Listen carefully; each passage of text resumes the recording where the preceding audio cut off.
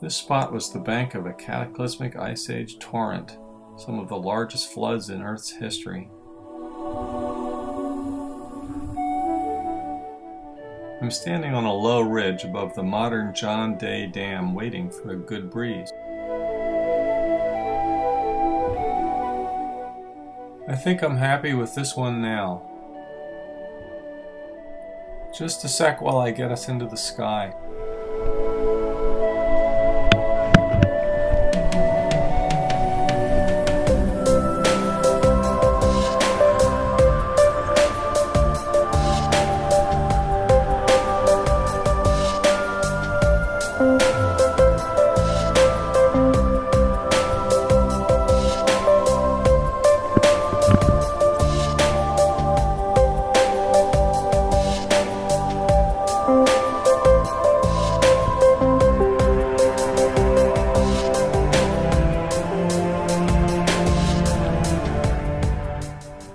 As I work the lift to get us higher, let me tell you something about the floods. During Ice Age times, between about 15,000 years ago and 12,000 years ago, an enormous lake formed behind a glacial dam far upstream in Montana. 30 times in that 3,000-year period, the ice broke and torrents of water up to 1,000 feet deep flowed down the Columbia.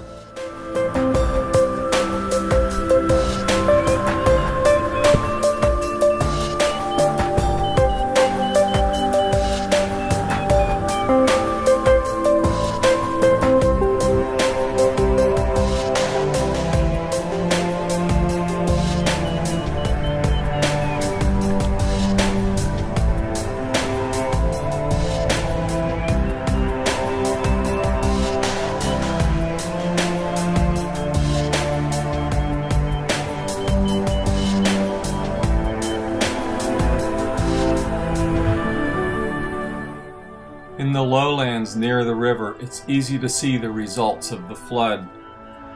Bedrock exposed by loss of topsoil, sharp cliffs and alcoves, eroded runnels and deep potholes.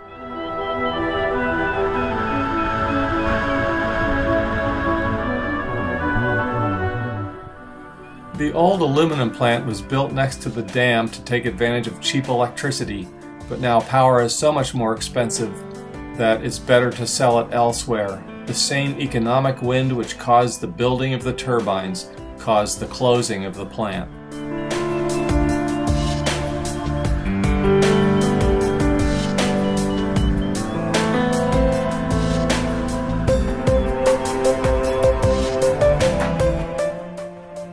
Looking upstream from here, you can see two channels coming down. The one on the left is the main Columbia, whereas the one on the right is the John Day River. Looking at the water, you can see the John Day water is muddier. When the floods came down, they completely inundated the ridge between the main and the John Day.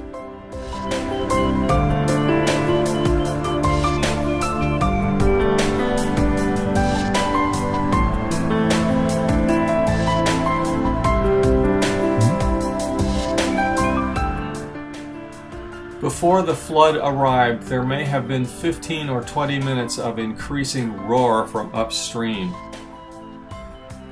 There were people here then. Ancient hearths have been found under the flood debris. The oldest human remains are now called Kennewick Man. He was found several miles upstream and felt to be from about 2,000 years after the last flood.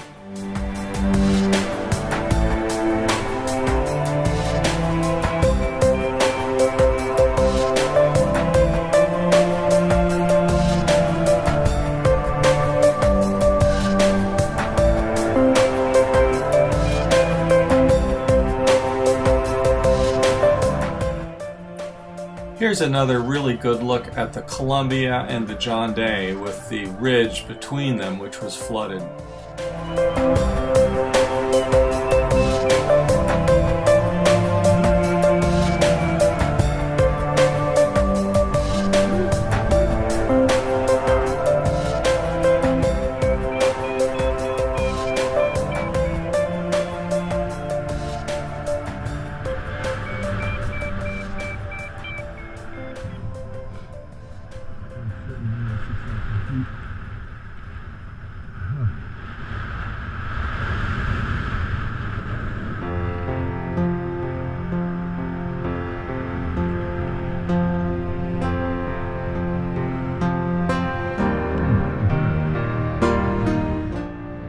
Cool, 6,000 feet.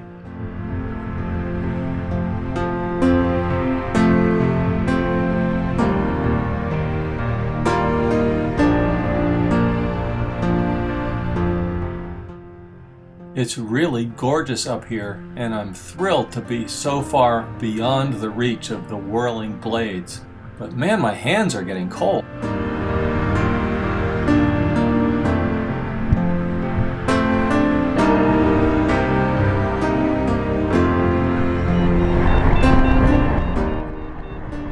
Wow, I don't think I've ever been this high in the gorge before. When the air calms down a little, I'll announce it to my friends on the radio.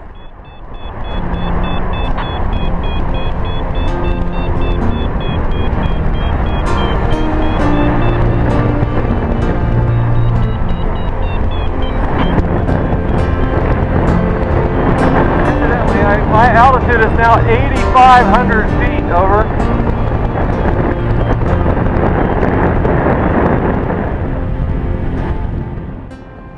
Yeah, let's do something about these cold hands.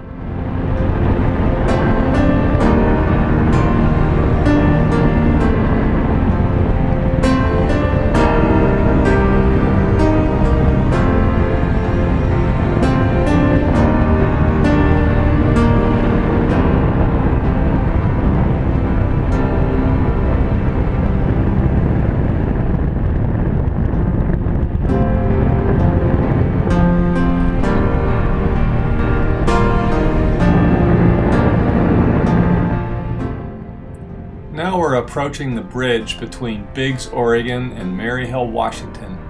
US 97 winds down the hill from Goldendale, across Washington 14 and over the bridge. Just above 97, just above the town of Maryhill, is a small circle, which is Sam Hill's famous Stonehenge monument.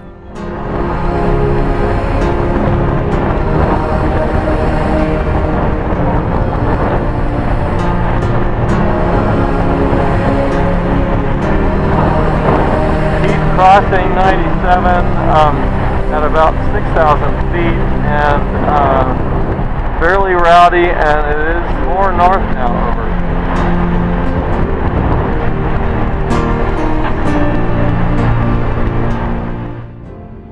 Mount Hood beckons me down the river.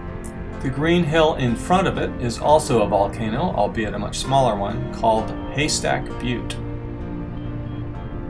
At the foot of the butte, on the Columbia, is Maryhill Museum and the winery just west of it.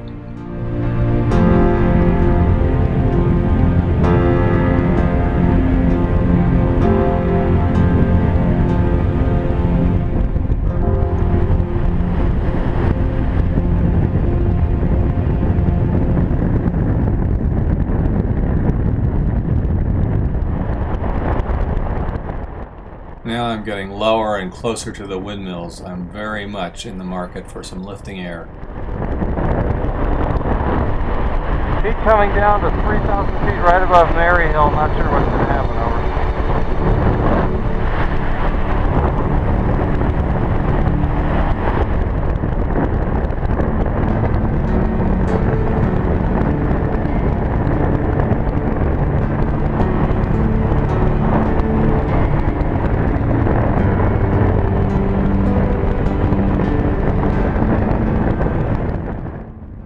Passing the last windmill means I'm entering the Columbia Gorge National Scenic Area.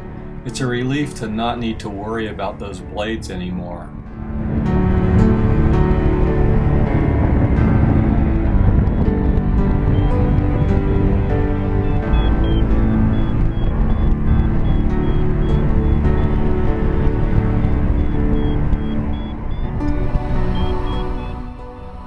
As I pass in front of Haystack Butte, my prayers for lifting air are answered.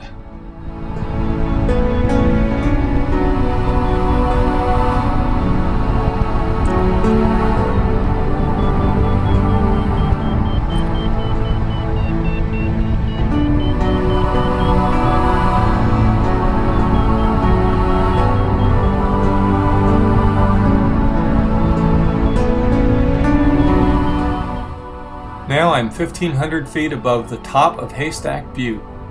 Straight across the river from me is the mouth of the Deschutes River.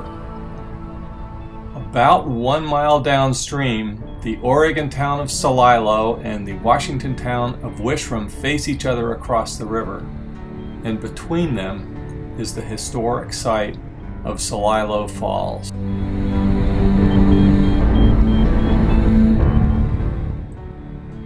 The railroad bridge is just downstream from the site of the falls. The next 10 miles of the river are the heart of the old Wasco Chinook culture.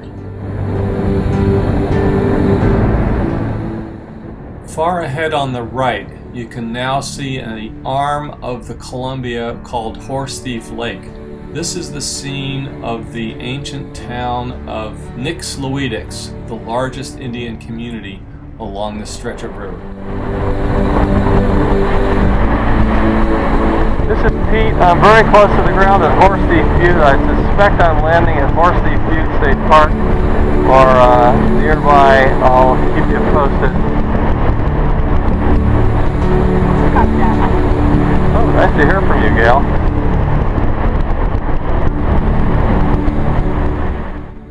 Now I'm flying very low over flooded land. It's very easy to see the exposed bedrock, the large potholes, and the eroded drainage channels. Straight in front of me is the well-known rock climbing area of Horse Thief Butte, and just to the right of it, across the small Horse Thief Lake, you can see the clump of trees which are Horse Thief Lake State Park. In the lake in front of that is the site of the ancient village of Nix-Lewidex, where Lewis and Clark camped in both their westward and their eastward journeys.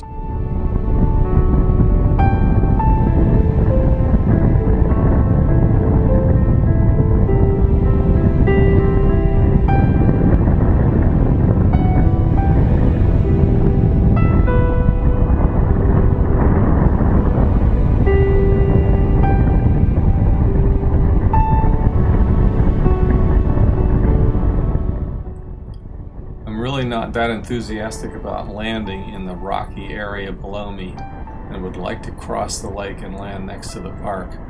I'm studying the conditions, noting that there is absolutely no wind on the water and that my glide appears to be adequate.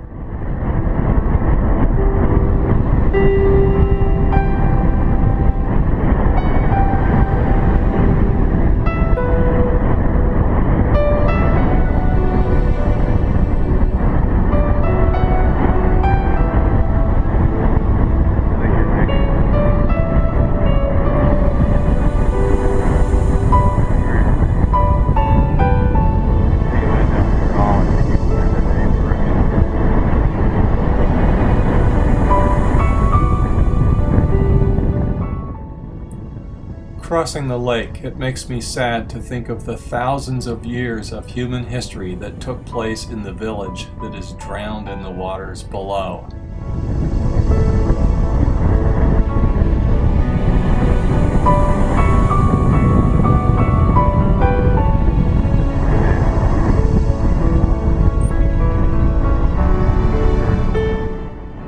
Well, I'm definitely going to make it.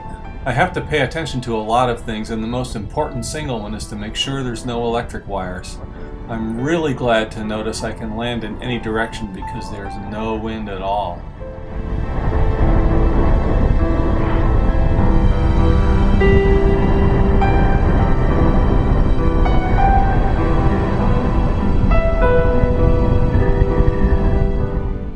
Suddenly I see the wires ahead.